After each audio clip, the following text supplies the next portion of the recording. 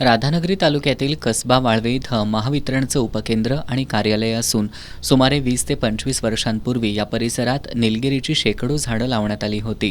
मात्र उपकेंद्रामध्ये नव्यानं उभारण्यात आलेल्या 10 MVA क्षमतेच्या विद्युत रोहित्र तसंच उच्चदाब वीज वाहिन्यांना अडथळा निर्माण होत असल्याचं कारण देत महावितरणकडून वृक्षतोड करण्यात आली.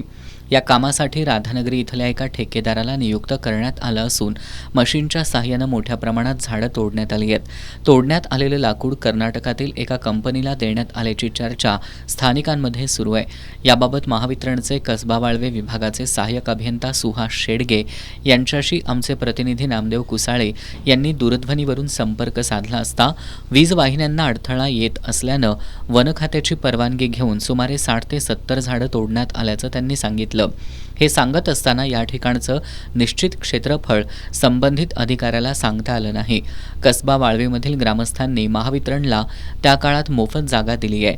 इथली अनेक वर्षांची हिरवाई नष्ट झाल्यानं ग्रामस्थांनी तीव्र नाराजी व्यक्त केली आहे. विकास कामांच्या नावाखाली पर्यावरणाचा समतोल बिघडवला जातोय.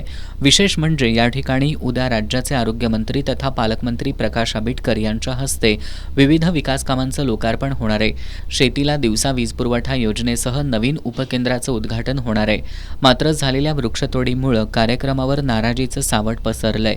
पर्यावरण प्रेमी आणि ग्रामस्थांनी या संपूर्ण प्रकरणाची चौकशी करून संबंधितांवर कारवाई करण्याची मागणी केली आहे. तसंच महावितरणकडून झाड तोडीचा निर्णय कितपत योग्य होता याबाबतही प्रश्न उपस्थित केला जातोय.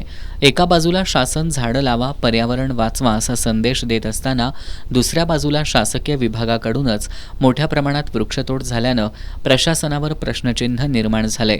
एस न्यूजसाठी नामदेव कुसाळे.